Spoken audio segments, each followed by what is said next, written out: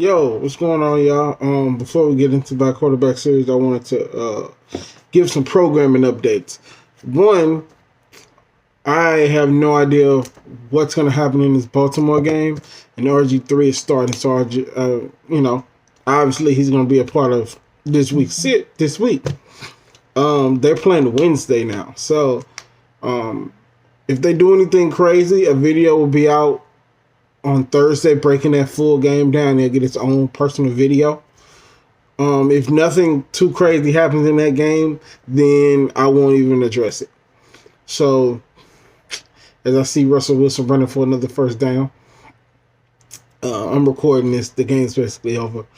So yeah, enjoy the video. You're fighting against the black quarterback situation, and then you've got people telling you, your friends, saying that you can't make it. It just shows that some of the stigmas that have been against us for so many years are showing that they were just stigmas. You're like, a black quarterback can never make it in college or professional. Everything is opening up now. It's not just that black quarterbacks are guys. What you have now is franchise elite passers.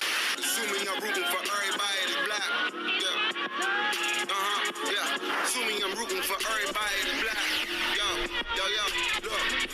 Assuming I'm rooting for everybody that's black. Spent thousands of racks on handmade new rags. Assuming I'm rooting for everybody that's black. It's everybody from sports to college class to rap and back. Yo, what's going on? If y'all know who I am, my name is Keith. We do black quarterbacks over here, and we got a whole week slate. Let's get into it, man. It was a really good week. It started Thursday with Deshaun going crazy, and just like all the time, I don't even have his numbers right here. So let's get that out the way. Deshaun's numbers are right here. He played well though. Dude did whatever he wanted. Actually, he did what he wanted so well that he got the coach fired in Detroit, and the fans appreciated Deshaun Watson so much that they donated to his foundation. Like that's how well Deshaun played. He finally got national exposure. Christmas Day, he got to do what he wanted to. I was happy for Deshaun, like I know him, like I said it all the time. Team's really coming together. The offensive defensive line has been playing really, not really. The defensive line has been really good. The offensive line has been pretty good. It's been pretty decent. J.J. Watt has just turned back into Defensive Player of the Year. J.J. Watt, and it's really helped him in upsetting Cam and upsetting a couple other teams that you didn't think they was going to beat. The coach couldn't do us no favors, so they probably won't make the playoffs. But I'm gonna be good with an 8-8 season because they were 0-4 at one point. So obviously coaching does matter because they've played much better football since he left. Both stars on both sides of the ball have actually shown up. So shout out to Deshaun. He put his name out there, and that's why he's this week's cover athlete for the thumbnail. So let's get into Cam. Cam had a really bad game, awful game. 9 for 18, 84 yards, 2 interceptions. A lot of pressure caused the picks because Arizona was able to get a lot of pressure, and I'm gonna make them make bad decisions. It was a really big time defensive game. That's why the game was so low scoring. It was a good game. It wasn't flashy, it wasn't spectacular, but just like all of Cam's wins this year with the Patriots, they have been ugly, super duper ugly. I was on Twitter and I saw somebody say this has been the weirdest Patriots season ever. Like they could easily be 8-3. They could also easily be 3-8. So I thought that was interesting, and it really makes sense because Cam comes back, they beat Seattle, and they beat another team if Cam didn't have COVID. A couple field goals don't go the same way, then they 3-8. So Cam looked really good though. Well, my bad. That's not what I want to say. I'm looking at something else. Cam did not look good at all. And if I can find it, when they kicked the field goal, you can see him and Josh McDaniels talking, and he's saying, "I'm sorry, man, I'm sorry." And that's because of his poor play that he had this week. But Bill Belichick said, and I quote, "He threw for 345 yards last week. We're good." So shout out to Bill Belichick for holding down his quarterback, unlike he never did for Tom Brady. So on the other end, we got Kyler Murray, who looked unhealthy. He was 23 for 34, 107 yards, and interception. Neither team had a good offense. I forgot to say that. Neither team had a good offense at all. As I said, Cam was bad today, and Kyler Murray was bad today. Kyler Murray just didn't look like Kyler Murray. You know, like the splash plays. You know. Every week I tell you guys to go look at Kyler Murray highlights for yourself to see how great he played. He didn't necessarily play that well this week. I think it's because of the shoulder. Hopefully we get some more details about that at some point this week, because he didn't play well, and I think it has a lot to do with, I think it's the AC joint. But his shoulders hasn't been right since he got hit in last week's game. So yeah. And an honorable mention, I guess a dishonorable mention. You remember you guys, I was covering Indiana State. When I was covering Indiana State, I got word from somebody that he was injured. So I looked it up, made sure it was legit, and he actually tore his ACL. He's going to be out for the season. Michael Pennet Jr. I'm gonna put his face up because y'all know I butchered his name a couple weeks ago. Out for the season with the ACL tear. He was going for the touchdown. He reached for the pylon. I tried to get video of it, but it was very grainy on ESPN.com, and I just didn't want to burden y'all with that. So he was reaching for the pylon, and I guess he stepped wrong, and he rolled over. You can hear him scream, not like screaming in agony, but you can hear him, my leg. And tore his ACL, and he's going to be out for the season, which is a big detriment to Indiana State, because they were number 12 in this the country. They were going to have a bowl game this year if they kept playing as well as they was playing. So they're starting some redshirt freshmen now. Like I told y'all last time, I'm not very versed in college football, but yeah. So I thought I wanted to throw that out there because that's a devastating loss. Now, granted, he's a true sophomore, I think.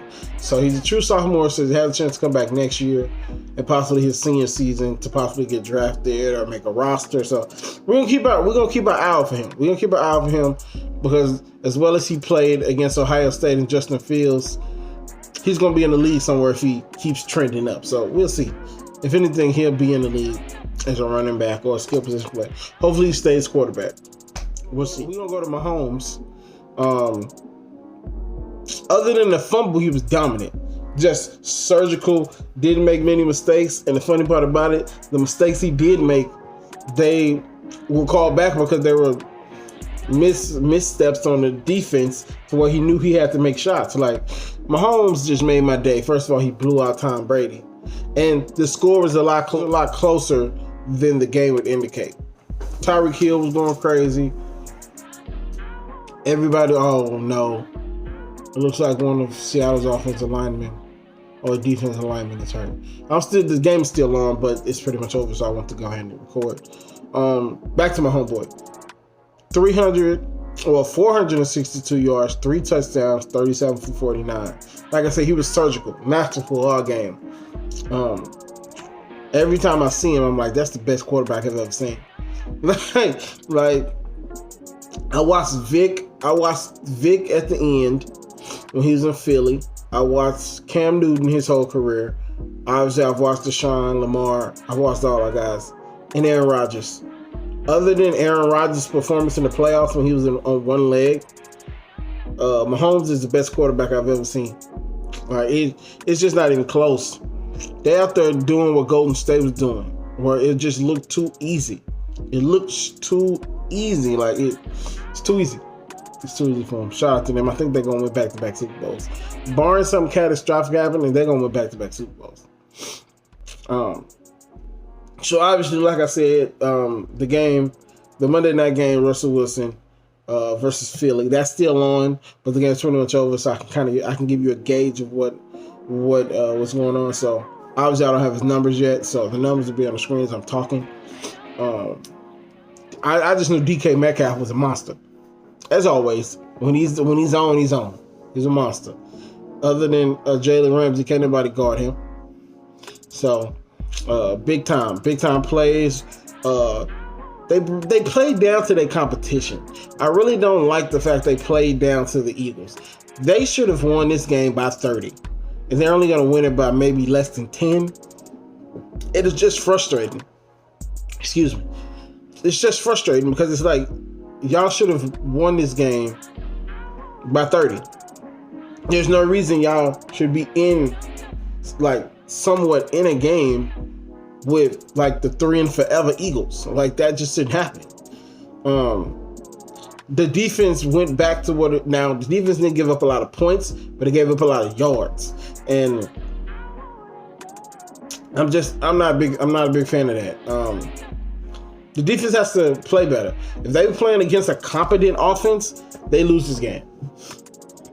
If they were playing against a real offense like Kansas City or Lamar's offense before he got hurt, or Deshaun with D-Hop last year, I think Seattle might have lost this game because they were playing the Eagles.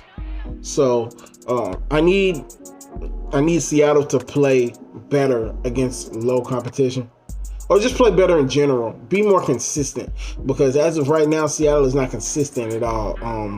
Russell Wilson did just enough, like I said last week. The game manager, he was game manager. He game managed this whole game. He didn't make no huge mistakes. And call me crazy, maybe it was just good defensive plays, but it looks like Russell Wilson is aging faster than we thought he would age. There was some plays in his game where I feel like Russell Wilson 3-4 years ago would have got the first down, but he got caught.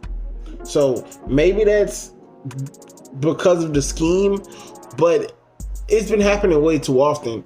Russell Wilson been in the league for a long time, so it's bound to happen. But it just can't. It feels like it came out of nowhere. So that's just my crazy thing. So that's just my little crazy thing. But we're gonna move on to Teddy Bridgewater. Yo, different hat. Camera died. So we're gonna talk about Teddy Bridgewater. The big thing of the day for them is missed opportunities. Missed opportunities. There's no way you should get 2 defensive touchdowns by the same player and lose. There's no way that should happen. The interception at the beginning really put them in a hole. Honestly, and to be for real, that interception really was the game. The awful pass Teddy Bridgewater threw at the beginning of the game was the determining factor that ended up having them lose this game. Because with that interception, it allowed the Vikings to go down and score. And the offense, like, we take away both defensive touchdowns, I think the offense only scored 16 points, 17 points, something like that. So yeah, big missed opportunities. Teddy Bridgewater was 19 for 36, 267 yards, a touchdown and an interception. Just not a good showing by Teddy. He played the way he normally plays, but you can tell that he's coming off an injury. He didn't play well at all. The plays he should have made, he didn't make. And honestly, looking at it, there wasn't really any plays there to be made. But you're still supposed to win that game. If you're an elite quarterback, and Teddy Bridgewater is trying to get into that second tier of guys. If you want to be in that second tier with a Kirk Cousins, with a Lamar Jackson, I think Lamar Jackson is the best of the second tier guys. If you wanted to get into that range, because it's Deshaun and Patrick Mahomes, they in a different stratosphere than everybody else. And then it's everybody. I'll put Aaron Rodgers in there. Patrick Mahomes, Aaron Rodgers, and Deshaun Watson, they're in a class of their own. And then Lamar's head of the second group, and Tom is probably the head of the third group. So yeah, those are games you're supposed to win as Teddy Bridgewater. You're supposed to win those games. So the running game was important, but they didn't use it as much as they should have. They was getting pretty decent, gains on the ground, but It just looked like they abandoned the run in the second half, and I'm not sure why. I'm not sure if what's the guy that got hurt. I know Christian McCaffrey was hurt, but the other guy had been playing ball. I'm not sure what happened. I think, if I'm not mistaken, the Vikings have a pretty good defense, so they probably stopped the run and forced Teddy to beat them. So yeah. So like I said at the beginning, if there's anything crazy that happens in the Ravens game tomorrow or tonight when y'all see this, if there's anything crazy that happens in that game, I will talk to y'all Thursday morning at 10:30, just like all these come out. And if not, I'll see y'all Wednesday. Y'all be cool. Assuming I'm rooting for everybody that's black. Yeah.